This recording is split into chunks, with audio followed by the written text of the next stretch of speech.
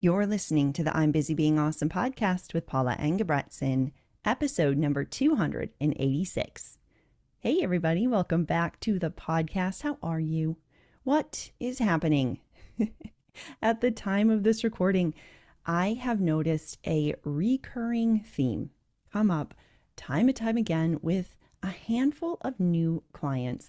And I've also heard it from the community since we are in January, and there's a lot going on in regard to scheduling and planners and goals and all of that.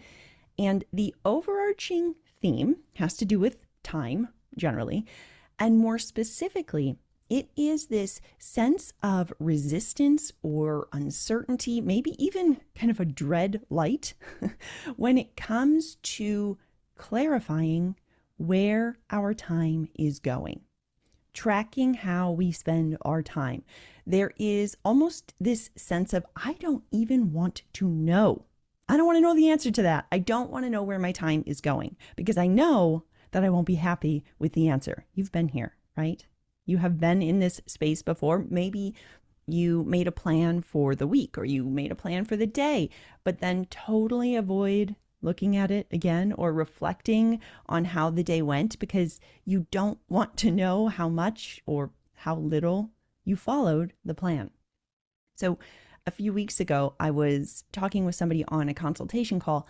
And when I asked them about this topic, about scheduling and where their time tends to go most days, they said, I have no idea. Honestly, I don't want to look because if I look, then I have to face how unproductive I've been. And I get this. I totally get it. While I do have the type of brain that likes to plan, when I first heard about tracking my time and checking in to see how that plan went over 10 years ago, actually, which is a little bit mind-blowing. But when I first heard about this idea of tracking my time and reflecting on whether or not I actually stuck to this fantasy plan I made, I was wildly resistant. My brain was like, what? Get out of here with that. Why would I willingly do this to myself? I already know I don't do enough. I am already hard enough on myself. If I start tracking my time, it's just one more reason to beat myself up. Hard pass. My brain had a very strong opinion here. But here's the thing. When I finally did try it, and I will be the first to admit, took some serious convincing. But when I did finally try it, I discovered a handful of things that were a bit surprising. First of which is that it wasn't nearly as painful as I thought it was going to be because I realized I could treat the information as data. We're going to talk about this more in a little bit. But when I could look at the information as data and not as a reflection of who I am as a human, it was actually a pretty simple process. And then second, while I certainly saw plenty of areas where I could use my time more effectively, I also saw a lot more wins than I would have ever given myself credit for. When I actually slowed down to look at how I was spending my time, I realized I was using my time on things that actually did matter to me, but I wasn't celebrating them because those things aren't the traditional quote unquote productive tasks. But when I paused to see it, I went, oh, this is actually how I want to be spending my time. Good to know.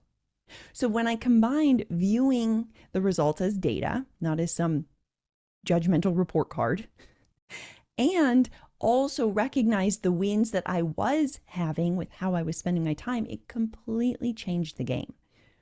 That shift was so powerful because it allowed me to take what I learned and instead of using it against me, use it for me. It became this tool for growth and for information rather than using it as something with which to beat myself up. And if that resonates with you, then I absolutely invite you to stick around today because I want to help you experience that same shift where you can feel the freedom to recognize where your time is going and empowered to do something about it while also recognizing all of the wins that you're already having because it's probably a both and. Now, let's be real. As ADHDers, many of us have some pretty heavy stories about time and how we use our time and productivity and quote unquote using our potential. And one of the things that I find repeatedly when working with clients is that most of these stories that we carry around are not ours. Okay. These are stories and messages that we have absorbed from society, from school, from family, from work.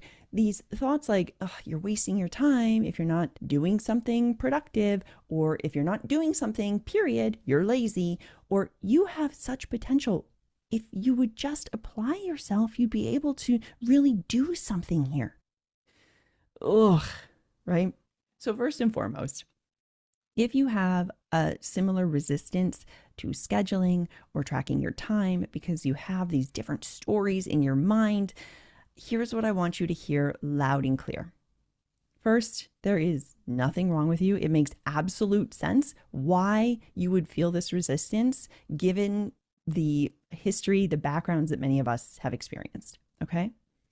And also, and this is the hard truth, and also, avoiding the honest look at how we spend our time doesn't actually protect us from the reality of how we're spending our time, even if our brain thinks it does. What's really happening is kind of like the toddler covering their eyes going, you can't see me. It's still happening. We can still see them, right? And so the brain thinks if I don't look, then I don't have to know how I'm using my time or if I'm wasting my time. But that time is still passing. And so it's not actually effective. And in fact, I think it's the opposite. When we're not willing to look, that can be what's actually keeping us stuck or not seeing the progress that we want in the different areas of our life. So today, we are exploring why a willingness to lean into the discomfort of tracking our time, recognizing where our time is going for maybe a day, maybe two. We're going to look at why that is one of the most empowering things we can do. And don't worry, we're going to keep it simple. We're starting super small, no pressure. It is designed to help you dip your toes into the world of time tracking, to recognize where your time is going and help you create schedules that honor your priorities and where you want to be spending your time. Sound good? All right, let's do this. So first, let's talk about why we avoid looking at time. Let's really look at some of the main reasons to help you perhaps identify which ones are the biggest culprits for you, if any, or maybe it's a little bit different. Maybe yours is an alternative to the ones that I offer here. What I do know is that if we don't take time to unpack these reasons, it's easy to remain stuck in that cycle of avoidance. Okay, so let's look at what these different reasons are. First up is one of those big fears, which is, what if I just confirm that I'm wasting my time? It is that nagging voice in the back of your mind whispering things like, you're not doing enough, you're behind, you should have accomplished more by now. And honestly, nobody wants to voluntarily engage with that. No one's like, oh, that sounds like a really fun time to beat myself up over wasting my time. It's basically like inviting your inner critic to the party. No, thank you. Of course we want to avoid it because of that. And in addition, there's that fear of judgment, either judgment from ourselves or judgment from other people. You know, the idea of tracking our time and seeing where our time is going can really be like stepping into a spotlight that feels really harsh. And we might think, if I see where I'm going, I'm just going to prove that I'm failing, that I should be doing more. Also, as always, perfectionism usually plays a role in here that keeps us from checking in and reflecting on how we use our time. It's that sneaky voice that tells us, you know, if I track my time and I realize I'm not following my schedule perfectly, if it's not some Pinterest perfect version of productivity, what's the point? Why do I even do any of this? You know, perfectionism really has this way of keeping us stuck in inaction, because anything less than flawless, our brain tells us, isn't worth doing. It's that all or nothing creeping in. And then finally, as I alluded to earlier, there's this underlying fear of essentially falling short of our potential. And this one can cut deep for an ADHD brain because we have heard these stories our whole lives. You have so much potential if you'd only apply yourself. You're so smart. You could have really succeeded if you would have tried just a little harder. And when we have heard these stories over and over and over, it can seem like any moment that we are not, quote unquote, being productive or achieving is essentially a wasted opportunity. And that is a very heavy burden to carry. No wonder we want to avoid it, right? There's so many reasons. So again, if you are feeling that resistance to tracking your time, to recognizing where it's going, to reflecting on the schedule that you created at the end of the day, it makes sense. But I also want you to know that these fears that you're experiencing, they're not facts, they're stories. Okay, they're old narratives that we have absorbed over time about what it means to, quote unquote, use our time wisely or, quote unquote, be productive enough. And somewhere along the line, most of us have managed to weave our productivity with worthiness and deciding that if we were, quote unquote, productive enough, then that would also mean we were good enough. And as we know, most of these stories aren't even ours. And more importantly, they're not actually the story at all. Okay, that's not what's happening, because your worth has literally nothing to do with how you spend your time or whether or not you've been productive. And I know I say this in different ways in essentially every episode, but one more time for the people in the back, I'm usually back there with you. Your worth is not tied to your productivity period. They are separate. Now, once we recognize that, we can start reframing how we think about our use of time. Okay, it is not there to confirm these old fears or confirm that we're wasting our potential. Instead, we can see how our awareness of time and where it's going is a tool. It's not a means of judgment. Think about it this way. Imagine that you're trying to, steer a ship, okay?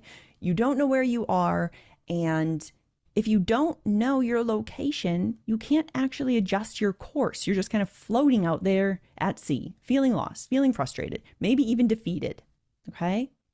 But once you can pinpoint where you are, and you can do so without judgment, it's like you found a compass, and you went, oh, that's where we are. Now I can start steering my ship in the direction in which I want to go. And that is the power of creating this awareness around our time.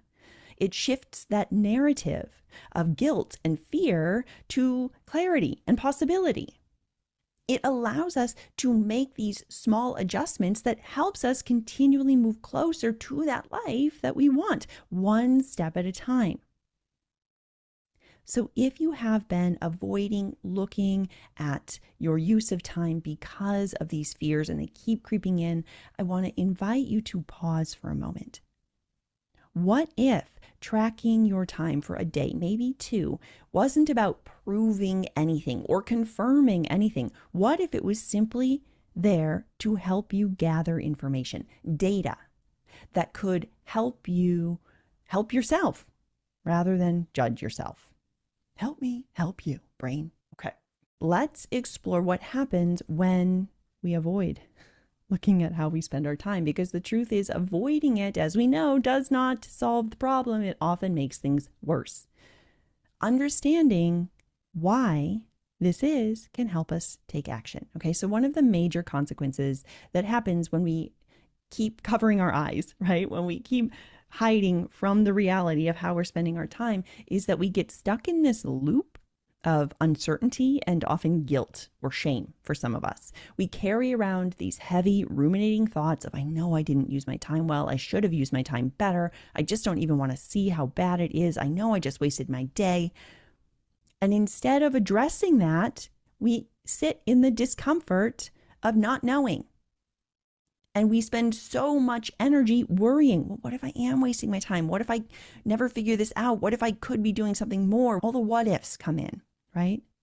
And we leave ourselves even less energy to actually work toward a solution or to do the things we want to do because we've completely drained our mental energy, our cognitive load, and we don't have capacity to do anything about it. And then the other sneaky consequence is that we miss any opportunity to make a small, meaningful change.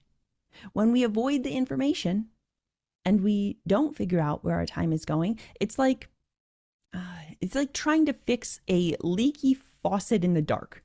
Okay. You know, there's a problem. You can hear the drip, drip, drip. But when you can't turn on a light, you don't actually know what to adjust or what's going on.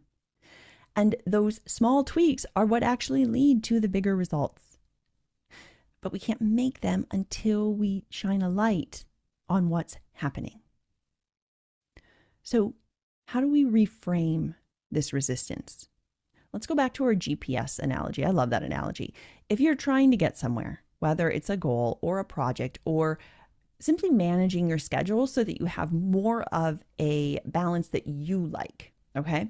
If you don't know where you're at, you can't get to where you want to go. And awareness is that tool that helps us recalibrate. It lets us go, okay, here's where I am. Here's how I'm spending my time. Here's what my time budget looks like. Now, what are the next steps? Because reality is, without that starting point, we're just guessing. We're just throwing darts blindfolded at a wall. And guessing just takes so much more energy than simply getting clear and turning on a light. When we know our current location, when we turn on the light, things feel possible because we can map out a route. We can adjust for detours. We can keep moving forward. Even if the path isn't perfect, the GPS is always able to reroute. And that is the beauty of knowing where we are and how we are spending our time right now. It's not about the judgment. It's not about labeling how you spend your time as quote unquote good or bad. It is all about getting the information you need to steer your ship or whatever you're driving to find your way. So if you're feeling stuck in that guilt or that uncertainty, I really want to encourage you, what if we turned on the GPS for just a couple of days? What if we gave ourselves permission to see where we are at without attaching any type of judgment to it? Because when we start from there, we can then begin taking those intentional steps, and that's where that real change begins. When we can take those intentional steps in the direction we want without the judgment attached. So again, creating awareness of where our time is going. It's not about proving you're a quote unquote time waster. It's not about pointing fingers to see, this is why you never get anything done. That is not the goal. What time awareness is here to do is help us learn where our time is going so we can make intentional shifts if we need to. Maybe you find, I actually like how I'm spending my time. I have more things than time available, so it makes sense why I'm thinking that I'm always behind. But I actually like how I'm spending my time. Or maybe you'll find some areas where you do want to make some shifts. It's all about getting curious and gathering that data and using the information to work with your brain instead of fighting against it. Because when we actually know what's happening, we can start creating change in that way that feels supportive, not overwhelming. In fact, I'm guessing you might even surprise yourself with what you find. I'm willing to bet that if you do this exercise that we talk about today, you will likely discover that you are spending meaningful time on things that you really care about. Maybe you're pouring time into relationships and supporting your family or connecting with friends, but because those activities don't fall in the traditional mold of quote unquote productive, you're not actually giving yourself credit for them. But when you start tracking your time, you will see just how much energy you are putting into those things that really matter to you. And that's a huge win. Now, on the flip side, you might also notice some small distractions sneaking in, or you start noticing patterns. It could be that when you want to check social media and you tell yourself you're going to do it, quote unquote, real quick, like I do, it can turn into a 60-minute scroll session, or I'll just watch one episode on Netflix phenomenon that turns into an entire season binge, okay? And here's the good news. We can learn from all of this. Anything that you find, any patterns you uncover are opportunities to learn, because once you see those patterns, you can make those tiny tweaks and adjust them and start seeing the difference, because those small changes can make a big difference. I did an episode on that, right? Small hinges swing big doors, or whatever that analogy is. Those small tweaks can make a big difference. And then finally, you might also spot opportunities to create routines that are even more supportive for your ADHD brain. Because in this reflection process, you might realize that, oh, mornings feel really chaotic because I'm trying to make too many decisions at once. How can I make decisions the night before? Or maybe afternoons seem to be slipping away because there's not enough clear transition time between the different activities. Good to know. These insights aren't problems, they are clues. They're helpful clues. And once you can see them, you can start building the routines and schedules that are actually supportive and make it easier to navigate your time. Now, let's actually talk about some of the very obvious benefits that come with getting clear on your time, because I'm telling you the payoff is huge. First of all, you create greater clarity, which helps you to be more in control of your time and how you're showing up, instead of feeling constantly overwhelmed and at the effect of everything happening around you. When you know where your time is going, it stops seeming like the hours are just slipping through your fingers, because you actually know what's happening and you can step back and make a plan about what's next. Second, it really builds your confidence in your ability to manage your time. You realize, okay, it's not about doing it perfectly, but I can notice some patterns here. I can make some adjustments. I can see the progress. And when you start doing that, you start trusting yourself to handle whatever comes your way. If something pops up, if something changes, you know how to navigate it. Plus, you will likely find that you are getting so much more done than you ever thought. And that the real quote unquote problem is that you're trying to fit 18 hours worth of stuff into a 4-hour period, which, spoiler alert, does not work ever. Okay. And then finally, when we create time awareness, it allows us to design plans that actually align with your priorities, your goals, and what matters most to you. When you know what isn't working and what is working, you can focus your energy, and that allows you to start building that life that feels really intentional and meaningful. And we do it one step at a time. And in fact, I want to share something that one of my clients, Julie, offered in our We're Busy Being Awesome call the other day, about how her thoughts about time and time budgeting and scheduling, how they really shifted as we worked together. Take a listen.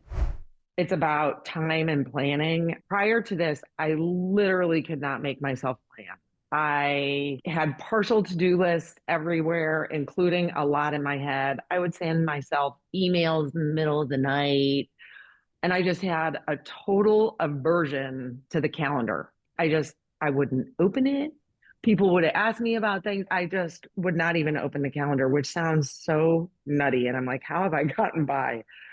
So it has been almost liberating to be like, you can actually think about the calendar. You can open the calendar. The day that we listened to the time budget thing, I will never forget. I was on an airplane and I'm like, I'm just going to make a spreadsheet and just lay out how many hours are in the week. And I was like, oh my God, I've never even, I mean, from the time I was like 12, my mother was forever giving me planners and calendars, and it didn't work for me. I couldn't think about it. And so it felt like such a deficiency, and I was like, I'll never get this. So that's just been so like, oh my God, I can figure it out. And so now I look forward to, at the beginning of the week, doing my download for the whole week, being like, okay, I have a handle on this, where before I just wouldn't have been able to do it. So my whole mindset around like, oh my God, I can do that, as well as recognizing capacity, that I'd never even thought of that as a thing.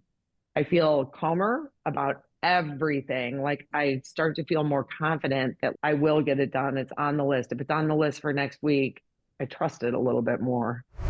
Okay. How fun is that? I mean, Julie went from total aversion to the calendar and planning to actually looking forward to the process and having a handle on it and knowing her capacity and having the confidence to get it done. I mean, come on. That's incredible. Let's help you do that too. Okay, let's get practical here. This is what I suggest to get started. Let's take that small step. And if you want to join us to take this work even further, I would love to have you join us in We're Busy Being Awesome. Enrollment is open right now, and we start, I believe, on the 30th. You can see more through the link in the show notes on busybeingawesome.com/group. So if you're listening to this in real time, we're just about to start. I would love to have you join us if you want to take this deeper. Of course, if you're listening outside of real time, no problem. You can get your name on the wait list at the same link. I'm busybeingawesome.com/group. I tend to run We're Busy Being Awesome twice a year. All right. So if you want to get in, make sure you join us. Head to the link in the show notes. And in the meantime, here's a step-by-step to get started as you create some awareness of where your time is going. Step 1, for just one day, okay, tell your brain one day, we're starting small, jot down what you did at the end of each hour. We don't need to get fancy here. Just use a notebook or a sticky note or the notes app in your phone, whatever is around, whatever works best for you. The key is to keep it simple and really low effort. Don't worry about making it perfect. Don't overthink it.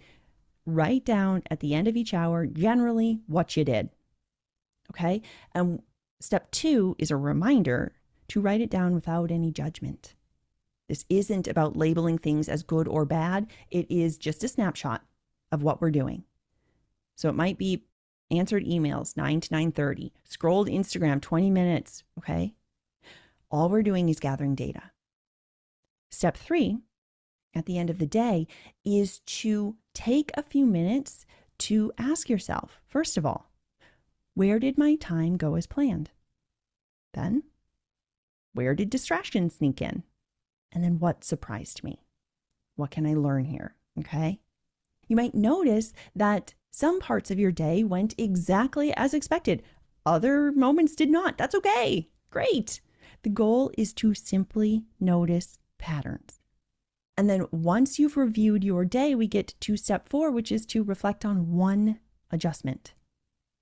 So you can ask yourself, if I could adjust just one thing from today for tomorrow, what might that be?